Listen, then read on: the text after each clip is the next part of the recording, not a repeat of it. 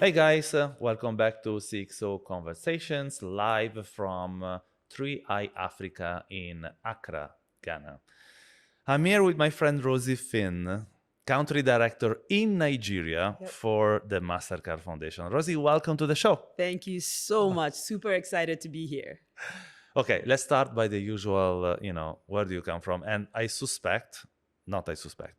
know this might be one of the few podcasts you have done, but it's certainly not the first time that you get interviewed. So, I think that we are, we can sort of winging it, right? I have a background in marketing, so I have done many interviews, but it is my first podcast. No, I cannot believe. Exactly. So I'm actually quite excited about it. Yeah, Amazing. yeah, yeah. So Amazing. absolutely looking forward to this one. Perfect. So every podcast, at least in my shop, starts with sort of a personal journey. Okay. How do you get here? Not here into this chair, but at the Mastercard Foundation. At the Mastercard Foundation, it's quite an interesting journey. My career back on the continent actually started in telecoms. Okay. So all of this discussions we're having over the last few days around fintech, it's very, very, very close to home. I moved back to Ghana in 2009, and I worked with Tigo back then. And from that point on, worked with a number of different telecoms companies.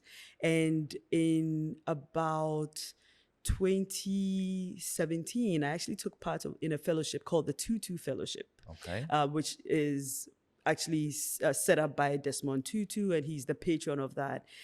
And I started to question, my life and what I wanted to do with it. And the development world seemed to be the next best step for me. I'm a big advocate for STEM. I have a background in telecoms technology. I do a lot of mentoring of young people.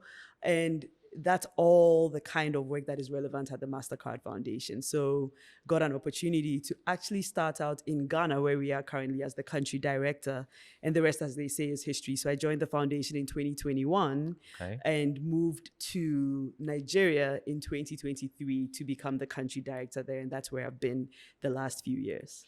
And here is where like stars align because as many of our listeners would know, I am a super fan and advocate for capacity building, especially in Africa with Time Pledge, which is also a name that circulated a lot in my podcast, and I want to talk about it. So uh, there are when we talk about capacity building, is it has different meaning to different people, right? For some is let's educate the masses to like a small incremental digital skills. For some other means financial inclusion. Yep. For some others means let get the entrepreneurs to build the next unicorn.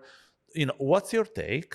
What passionates you the most? And you can pick the hat you talk with, so it's here is we're pretty chilled, so Yeah. No, for this question in particular, I think that the work we're doing at the foundation is absolutely relevant. And you may have heard about our Young Africa Work Strategy. And the goal of that initiative, of the strategy, is that by 2030, we want 30 million young people in Africa to be enabled to have dignified and fulfilling employment, right? So 30 million young people looking at... you want to create 30 million jobs. we can't create jobs if you think about it, right? And so we're very clear about that. We want to enable and put the structures in place for jobs to happen. As a foundation, I think we're being a bit presumptuous if we think we can create jobs. It's not Fair what enough. we do. But we facilitate and make sure that the foundation is there for young people to be able to access jobs. And we're very clear about the types of jobs, and we call it dignified and fulfilling. And there are very clear metrics on how we track what that means. And those metrics, interestingly, were developed by the young people that we work with. We didn't sit in our offices and determine what they are. So they thought about things like the work we're doing has to be at a certain income. That's important to them. It has to also be something that they're passionate about. It has to be something where they feel respected. So there were some metrics they looked at defining what dignified and fulfilling work will be. Now, capacity building is one of the pathways to make these job opportunities available to young people. And you mentioned many different pathways to get in there. And I agree with you. They're all Right, they're all correct. And what we do at the foundation is have a number of different programs that caters to all of these different types of job opportunities and pathways, right? So we could have a program that is in the northern part of Nigeria, which is with rural women in the agriculture field, right? And we're helping them with production and giving them inputs and telling them about good agricultural practices. And that's the capacity building you're giving them. We could also have another program that's in Lagos where you're looking at young people who have maybe some level of education and want to go into gig work. And so with that, it's a very different type of capacity building and skilling, and then giving them the tools required to be able to efficiently do gig work and attract international clients, etc. So across this gamut, we work. And it cannot be one dimensional because the youth that we're working with are not one dimensional. If you look at a country like Nigeria with 230 million people, 70% of them being under the age of 35, that's a lot of young people, and you can't have a one-size-fits-all approach. So we take a couple of different ways reaching the young people and giving them the capacity building required. But that definition of capacity building, I think the most important thing in all of this is it is not a one-size-fits-all, and it has to be catered to the need and where the young person is at that point in time. You mentioned Nigeria that per se is an ecosystem with maybe uh, slightly even different challenges, that other regions in the continent, Yep. because of the scale, because of the maturity of the market. So on one side, I would say, okay, I spoke with a lot of academia across the continent, and certainly there are regions in Africa where education, especially in STEM faculties, clearly lacks. Yeah. Okay. Uh, Maybe Nigeria less so, okay? At the same time, can we talk a little bit about the challenge of the scale? So there are no chances that, you know, even if we are successful in upskilling, you know, the millions of Africans under between 20 and 25 today, that in Africa there will be enough jobs for them to fulfill. It's a You're 100% right. it's a fact. Yeah. Okay. So what are the avenues to overcome this or to tackle this? I suspect that sooner or later the word AI and could help, both in how to we upskill them, as well as for the opportunities that maybe countries from overseas can hire people here. Yes. Because typically the digital work is the easier to demobilize, right? That's true. But there will be more for sure. So what's your take on this? No, that's an interesting question. And I think, there's some statistics that speak to this that are quite interesting. Coursera, which is one of the most popular learning platforms, has done a lot of analysis around this, talking to lots of people. The World Economic Forum has done a lot of, future of jobs report. And one of the things they said, which I found quite interesting, is that 92 million jobs across the globe will be disrupted, right? But for that 92 million jobs that are going to be disrupted, there's 78 million new jobs that are going to come, which if you skill But appropriately. 92 is the type of jobs, is 92 Exactly. million type of jobs would be okay. Yes. Interesting. Yeah. Okay. It's a very interesting report. So they looked at and this is between 2025 and 2030. It's a very specific time frame. And what that tells you is that people just need to be thinking about the work opportunities differently. And one of the things we've then noted is the importance of entrepreneurship. Right. So at the foundation, a lot of the focus we put, especially in countries like Ghana and Nigeria, especially where the entrepreneurial spirit is already strong, it exists. There are a lot of entrepreneurs already. The problem is they're survival entrepreneurs. They're doing it as a means to an end versus in a way that can be scaled to become a true livelihood, right? Yeah. So where we come in then is how do we put the structures in place to actually unlock barriers to make entrepreneurship more practical and a real source of livelihood.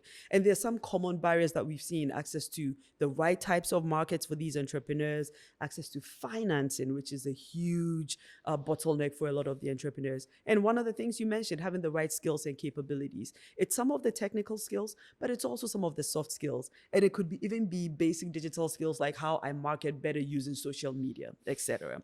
Right? So in all of these, it's as a foundation truly figuring out where we position ourselves, and let young people know that entrepreneurship is a true viable career path, right? Otherwise, from what you said, which is absolutely true, there's about 12 million young people who come into the workforce, and as we know, there's only about 3 million jobs that are available. These statistics tell you that you need to do something different, and you need to learn in a different way.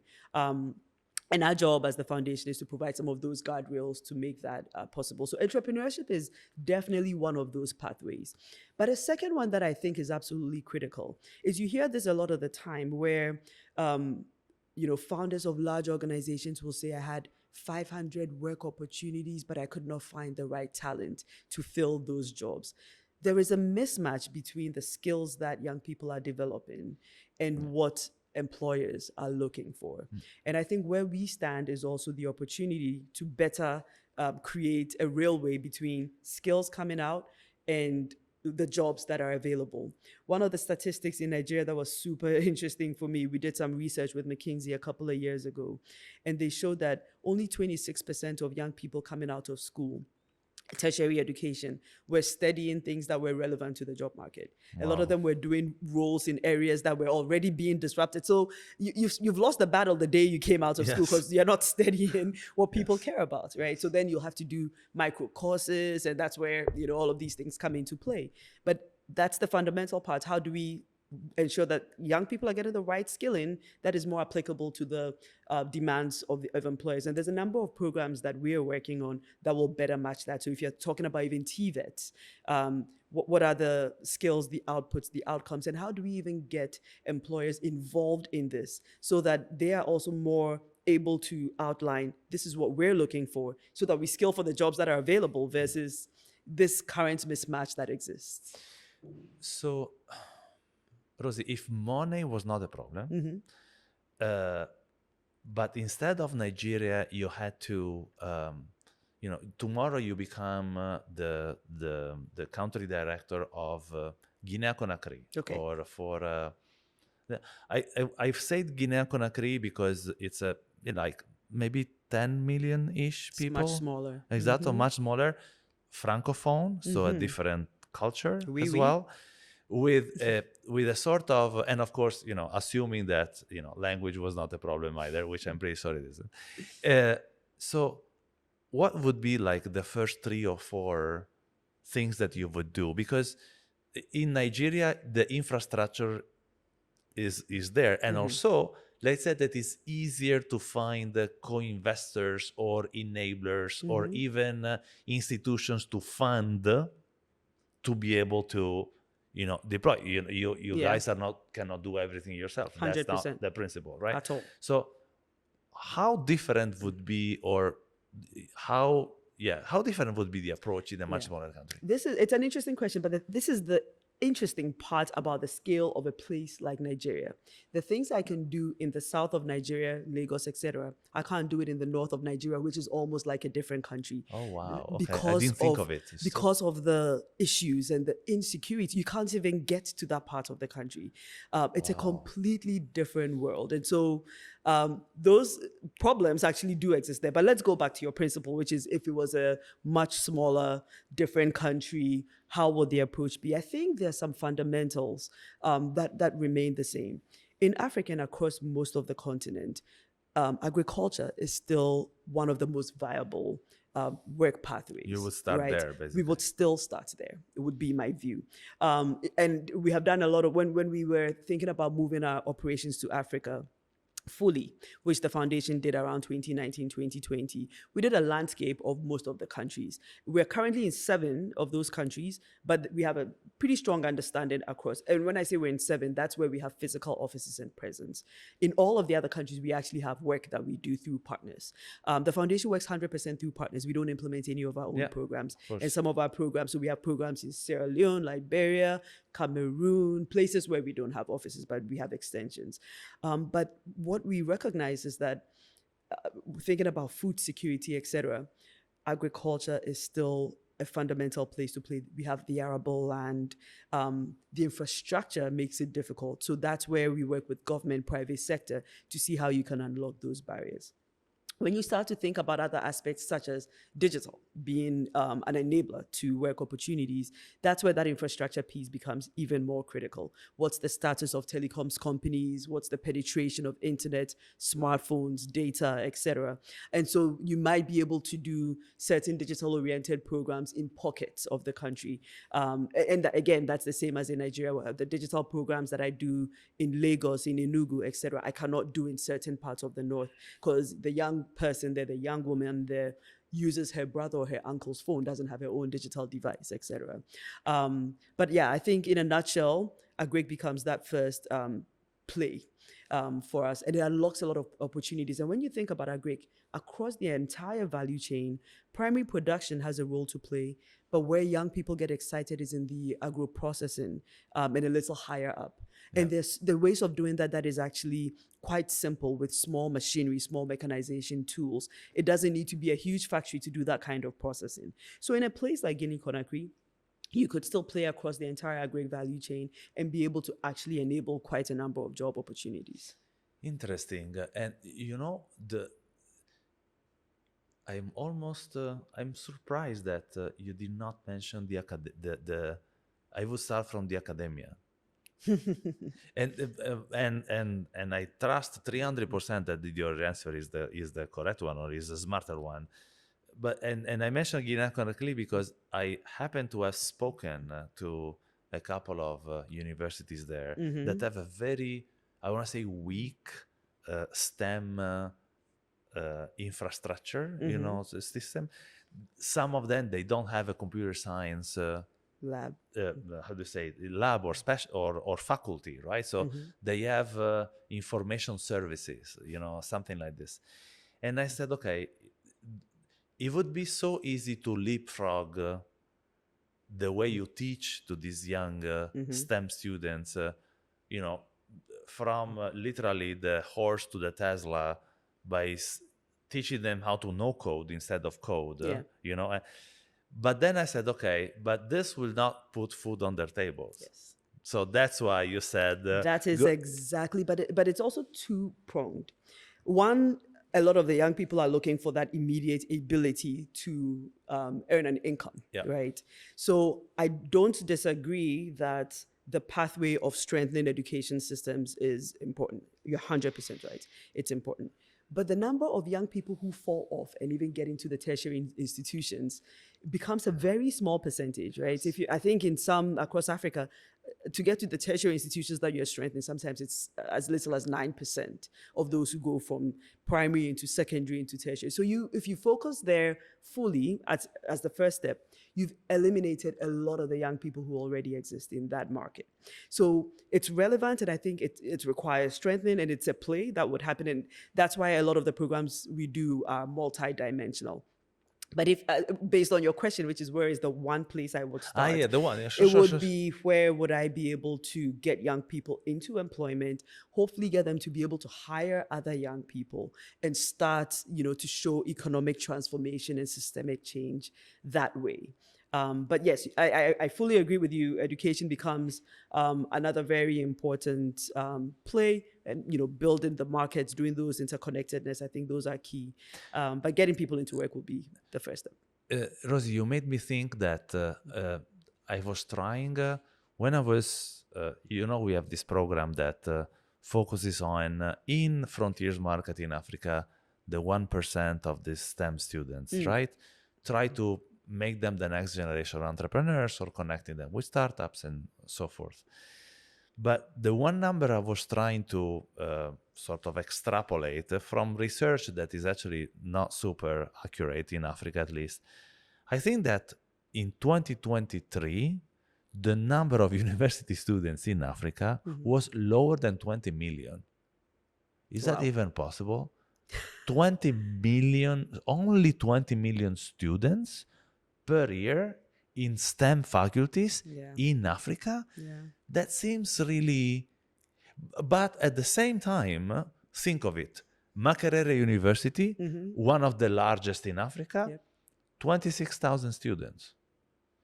So it's not impossible that we have only 30 million per year. But 30 million per year, I mean, you should have 30 million university students in Nigeria Alone. alone, Right? I right? agree. Not, so If you look at the population of young people there. Yeah. exactly. So, and it doesn't mean that the system is broken, of course. It seems that the access to the system is too Yes. challenging because, Yes. even public university, even Makerere is not free. Yeah. It doesn't cost a lot, But it but will it's still eliminate a exactly, certain group of people. exactly. So that is something that, and of course the answer is not getting funny. Maybe we can wrap this up, this conversation up with, I want to say, the sustainability aspect of it, right? So uh, donor money gets that far only, right? And very often, this is also true by the way, for some of the African startups. I call them the Olympic Games of startup challenges, right? Because a lot of entrepreneurs, they just go from one challenge to the other. The price is 5K. With 5K, they live another 12 months Months. until the The next next challenge. 5K. Exactly. And the Olympic Games of it. And even if it's 3K, that's okay, because they participated to 15 challenges per year, and some of them, gets onboarded. Uh, you agree that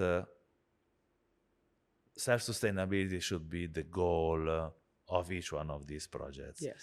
But when it comes to capacity building, it's a bit harder to measure, right? Because but what's your take? I mean, you are on the privilege. I always say that we're on the right side of the money, Yeah. because you're the one who Given it. exactly. So, but when you are one of your partners, some of your partners, maybe too, they are doing the Olympic Games of donors' money, right? Because they are trying to get. And I don't think that self-sustainability is actually pursued enough. It's a fair point. A couple of things. I remember in going to some of these pitches that we facilitate and seeing the same participants from one to the next. And I would sit there and scratch my head.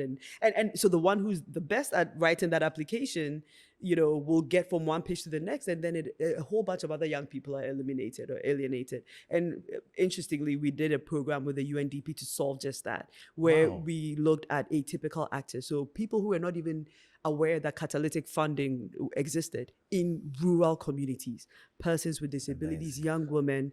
And we went into those with community actors to find out who is doing something innovative, new, interesting that we can support. And we have found so many amazing ideas. There was a young woman who was lighting bulbs in her house with urine. Right. And it's just been incredible to see the kind of talent that exists who will never make it to these stages. And it's a part of our job to go and pursue that, not just, sit where we are and wait for the young people who know how And to you're among the access really money. few who are doing this. Yeah, right? this was one specific program, and it's actually gone quite well, and we're going to expand it across a number of different countries. So I'm excited to see where that goes. The other thing you mentioned was around the difficulty in accessing education. And that's why our scholars program exists. And our goal there is that by 2030, we would have been able to get 100,000 young people fully funded through tertiary institutions. That's I think we are somewhere around 20,000, 30,000 that we fund. And these are full scholarships for the Across Africa. it's across a number of Makerere University being one of them, Ashesi University in Ghana being another one, Pan Atlantic University in Nigeria. So we're across a number of African countries. There's Ethiopia, there's a university there, quite a number of And institutions. is meritocratic? I mean, is Yes, 100%. So you'll apply, you'll get in, but then they will check to make sure that you have it's needs based. So they will go to the person's house, their communities, and make sure that this is not somebody pretending not to have money, but people who really cannot afford to go to university, but have gotten into the institutions because they're smart, right? But couldn't go if there wasn't support, and we fund them 100%, clothes, laptops, devices, houses, a stipend so that they don't have to worry about food, etc., throughout the entire 4 years. That's amazing. So our Scholars Program is one of our oldest programs and something we're super proud about. But to your last point around sustainability, and I think this is where as a foundation, we are very clear that we can't do it all by ourselves, right? We have a role to play. We start these programs, work with partners, but the sustainability comes with those programs being embedded well within the communities. And that's where private sector comes in to see commercial value in what we're doing. I'll give you an example. If we're doing programs in Nigeria that are, for example, increasing the supply of poultry, teaching young people how to rear chickens, eggs, etc. Part of the sustainability there is having an organization or a company who actually can offtake from them because now there's increased supply and it makes sense to be in that market. Yes. And we as the foundation actually showing the fact that in this community now, 100,000 young people are now rearing chickens. You can actually set up to process, and then you can now sell to the bigger retailers because the young person won't have the opportunity to reach, some big retail store. But an intermediary who's a private sector company can come in, and that's where you start to see the value chain being filled the right way. And the role we play is facilitating that. When that happens, government sees that, there's actual increase in poultry happening. So they can now say, okay, we're going to actually support by putting policies on import of poultry that the native economy can actually grow. And that's where our conversations with government comes into play. Hey, demand has actually increased. So you can now do something about all of this imported poultry from Europe, etc., that's flooding the market. And because it's old chicken, it's so cheap that the local economy cannot compete, right? So those are some of the things that actually, working with government, working with the private sector, working within the communities to make sure that they have ownership, keep our programs sustainable beyond our funding, because we won't fund forever. Rosy, it's fascinating. Thank you so much for this conversation. And I must say that I've learned more about the Mastercard Foundation in this podcast with you that I have ever learned in the past years. And it's actually fascinating the work you're doing. And I almost want to say thank you, in the names of all the life that you upskill. Thank you very much. We're grateful and humble to be able to have the opportunity to do this work, right? So we think it's an important service to the continent. Yeah. So that was live from 3i Africa in Accra, Ghana, CXO Conversation, and this is a wrap.